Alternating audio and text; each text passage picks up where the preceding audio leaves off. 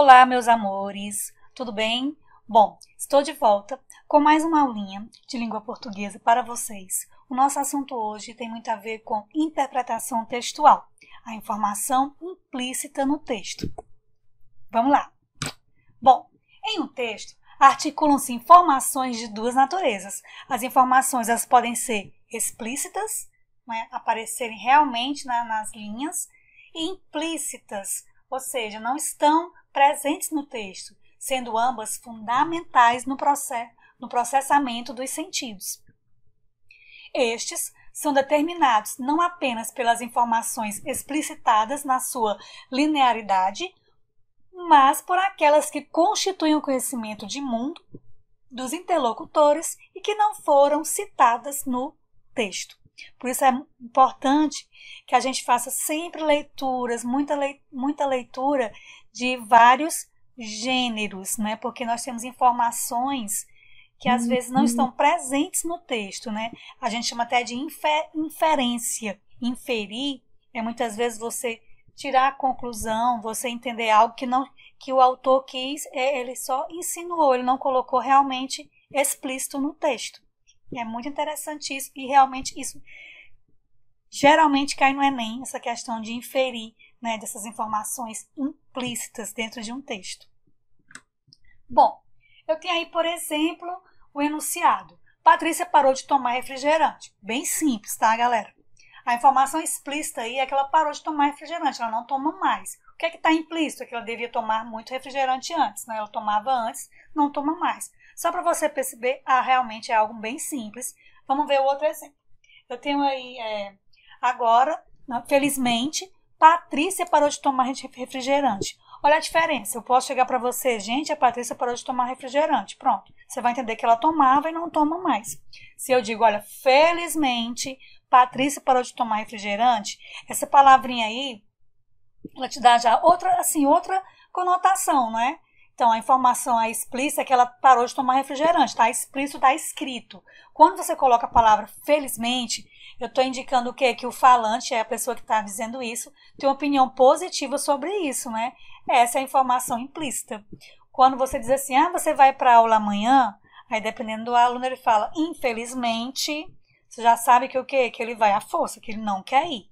Se ele fala, felizmente, terá aula, eu irei, é porque ele está com vontade. Então, algumas palavras te dão essa informação a mais, que não está aí explícito no texto, ok? Deu para entender, assim, por uma questão bem simples, eu coloquei para que você consiga captar a minha mensagem.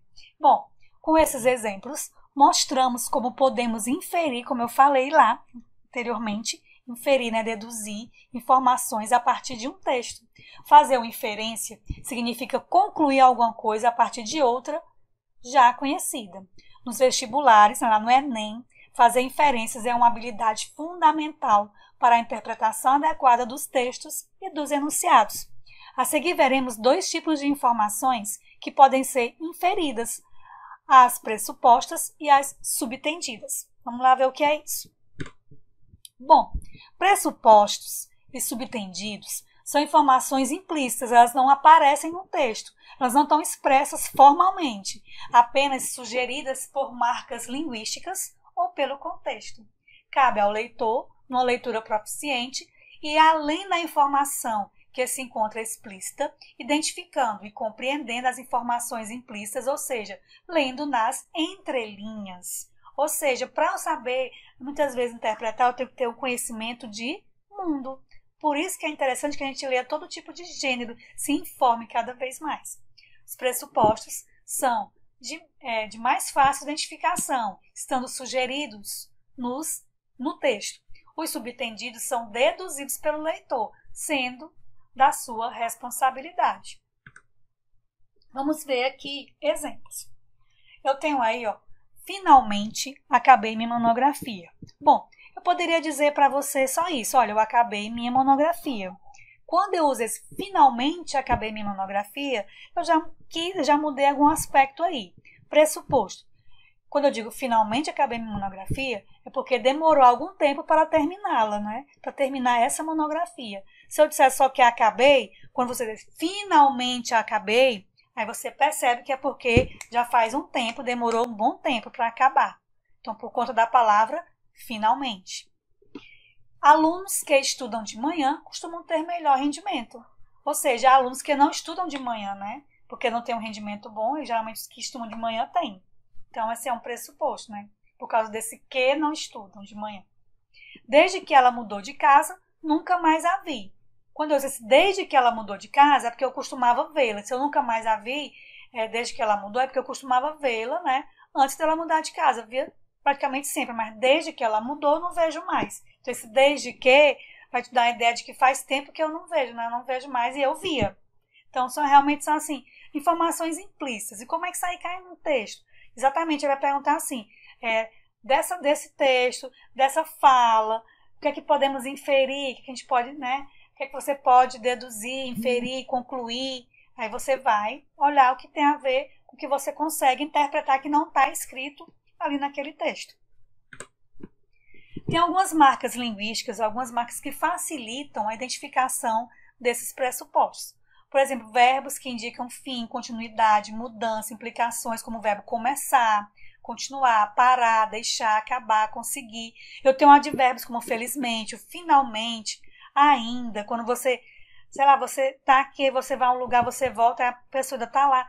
Ainda está aí, então, pressupõe-se o quê? Que já faz um tempo, né? Que você saiu e você voltou, ela ainda estava lá. Então, palavrinhas que dão facilitam essa identificação. Né? Depois, já, pronome introdutório, quando você está numa festa, né, que você está gostando, aí vamos embora. Já? Você diz assim, assustado, você já demonstra que você não quer ir. São pressupostos. Pronomes principalmente com o que é uma oração adjetiva, locuções que indicam circunstância, depois que, antes que, desde que, visto que. São palavrinhas, são palavras ou expressões que te dão essa base para que você consiga entender além do texto. Aí eu tenho também exemplo de subtendidos, que você deduz, assim, é mais de sua responsabilidade, não está tão explícito. Assim, os dois são implícitos, mas o pressuposto é mais simples, dá para você entender. Quando finalmente, né, finalmente ele chegou, é porque faz tempo que eu esperava. Tá? Todo mundo vai ter praticamente a mesma interpretação. Aí eu tenho aqui os subtendidos, né? Quando sair de casa, não se esqueça de levar um casaco. Bom, o que eu posso talvez concluir sobre isso? Se ela está mandando levar um casaco quando eu sair, é porque pode estar o quê? Frio lá fora. Pode ser, né? Já tem uma garganta seca de tanto falar. Bom, quando você diz isso, ou você está querendo água, estou com garganta seca de tanto falar, ou você está querendo parar de falar nesse momento, né? Então, você vai deduzir da sua forma, é uma coisa mais subjetiva. No último aí, você vai a pé para casa agora. Então, dá a entender que eu talvez queira lhe dar uma carona, ou que eu estou achando que é perigoso andar a pé na rua a estas horas. Então, são exemplos de algo subtendido no texto. Eu tenho aqui, eu trouxe essa frase aqui para a gente perceber o que a gente pode interpretar do que está dizendo aí nesse anúncio. O único lugar onde o sucesso vem antes do trabalho é no dicionário. O que é que você entendeu sobre isso? Vamos perceber. Ele está falando que é o único lugar onde o sucesso, estou falando de sucesso, né, aqui, e estou falando de trabalho. Está dizendo na frase que o único lugar onde o sucesso vem antes do trabalho é no dicionário. Deu para entender isso? Vamos lá. O que é que tem no dicionário? No dicionário tem as palavrinhas na ordem alfabética. E na ordem alfabética, né, o S vem antes do T. Então, ele está querendo dizer exatamente isso, que a palavra sucesso ela só vem antes de trabalho no dicionário, por causa da ordem alfabética. Porque, na verdade, ele está querendo dizer que para ter sucesso, primeiro vem o quê? Isso é o primeiro, esse é o trabalho, para depois vir o sucesso. Só que é isso que ele está dizendo, nunca se tem sucesso se você não batalhar, se você não trabalhar. Ele quis dizer isso. Não está explícito aí, mas pelo que ele disse, ó, que o único lugar onde o sucesso vem antes do trabalho é no dicionário, você vai deduzir isso aí. Até porque na vida real, isso é no dicionário, né? Na vida real é o contrário, primeiro é o trabalho, depois é o sucesso. Olha que legal essa informação implícita Que coisa criativa, gente. Vamos ver a questão? Bom, uma informação implícita no texto é a de que nos dicionários, os termos sucesso e trabalho são sinônimos. B. Somente para algumas mulheres, o sucesso antecede o trabalho. C. Na realidade, o trabalho é a condição para a garantia do sucesso. D. Mulheres escolarizadas encontram sucesso sem muito trabalho. Item E. Definir sucesso e trabalho é uma tarefa difícil para quem faz dicionários. Ou seja, a informação implícita, que a gente já viu lá, não tem nada a ver com o item A, porque ele está dizendo no item A que esses dois termos, sucesso e trabalho, são sinônimos. Não tem nada a ver. Somente para algumas mulheres o sucesso antecede o trabalho. Ele não afirma nada com mulheres ali, apesar de ter a figura de uma mulher. Na realidade, o trabalho é a condição para a garantia do sucesso. O que foi que nós vimos ali, voltando, que primeiro é o trabalho, né? Ele quer inferir isso, a gente consegue inferir isso, que só vem em primeiro lugar o sucesso do trabalho no dicionário, na vida real, na realidade. Primeiro é o trabalho, depois é o sucesso. Exatamente o que ele está dizendo aqui, ó. Na realidade, na vida real, o trabalho é a condição para a garantia do sucesso. Primeiro é o trabalho para depois ser o sucesso. Então, a gente vai marcar o item C. Aí no item D, eu tenho mulheres escolarizadas encontram sucesso sem muito trabalho. Isso aí não tem nem passa perto do que ele colocou no cartaz. E definir sucesso e trabalho é uma tarefa difícil para quem faz dicionários. Também ele não tem nenhum momento, ele fala sobre a questão de definição de trabalho e sucesso. Né? Que o dicionário tem essa tarefa difícil. Então, o item C é o item correto. Perceberam a questão aí do que está implícito? A próxima. Na próxima, também tem aqui outro cartaz com linguagem verbal e não verbal.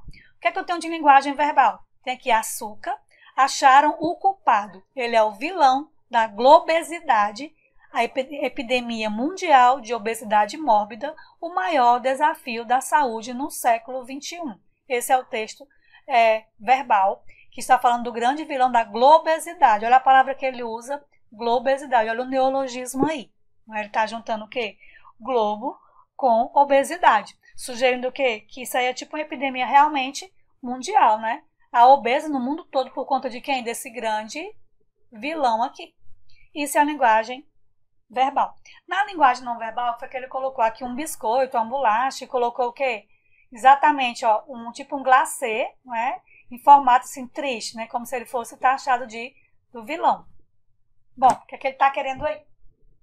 O texto apresentado emprega uma estratégia de argumentação baseada em recursos verbais e não verbais, com a intenção de desaconselhar a ingestão de biscoitos taxados de vilões, inimigos de uma alimentação saudável, associar a imagem da guloseima a um traço negativo que se concretiza na utilização do termo desafio, alertar para um problema mundial como se prevê em globesidade, relacionando o açúcar representado pelo doce a um vilão, ironizar a importância do problema por meio do tom dramático da linguagem empregada, como se vê no uso de culpado e vilão. Voltando para cá, eu tenho aqui, gente, nesse cartaz eu estou realmente... Será que eu estou ironizando? Será que esse cartaz serve para ironizar, para falar de obesidade mórbida? Ele serve para ironizar? Geralmente um cartaz, qual é a função dele? Ou ele vai aconselhar, ou desaconselhar, ou alertar. Mas aqui vamos ver pelos verbos. Desaconselhar, associar, alertar, ironizar. Será que ele vai ironizar a importância do problema por meio do tom dramático da linguagem empregada, como se vê no uso de culpado e vilão? Ele não está questionando. Não, a questão não é ironizar, né? Não é o termo utilizado realmente para a função desse cartaz. Vamos aqui para o desaconselhar. Ele está desaconselhando você ingerir biscoitos taxados de vilões, inimigos de alimentação saudável. Bom, na verdade ele não quer desaconselhar ingerir só biscoito, não. A questão é do açúcar, de uma forma geral. Associar a imagem da guloseima a um traço negativo que se concretiza na utilização do termo desafio. Né? Acharam o culpado, ele é o vilão da obesidade. Bom, na verdade, o desafio que ele fala aqui, gente, ó, O maior desafio da saúde é essa obesidade, que não é obrigado a ser só desse aspecto aqui que ele colocou na linguagem não verbal, né? Ele está falando que é só relacionado o quê? A guloseima que está lá, não é o açúcar de uma forma geral. Alertar para um problema mundial, que é a obesidade mórbida, como se prevê em globesidade, relacionando o açúcar, né, representado pelo doce, a um vilão. Então, isso aqui, ele está realmente alertando para esse problema. Ele usa a palavra globesidade para entender exatamente isso, né, que é no mundo todo a esse problema. E ele coloca como um grande vilão o açúcar, que ele representou pelo doce. Então, correto, nós temos o item C. Então, espero que vocês tenham compreendido essas questões implícitas dentro do texto. Lembrar que, realmente, esse tipo de questão está sempre no Enem, essas inferências, né? Tentar interpretar de uma forma que não está dentro do contexto, mas que dá para você entender pelo sentido. E eu espero que vocês tenham gostado da nossa aulinha. A gente volta em próximas aulas. Um beijão bem grande para vocês. Tchau!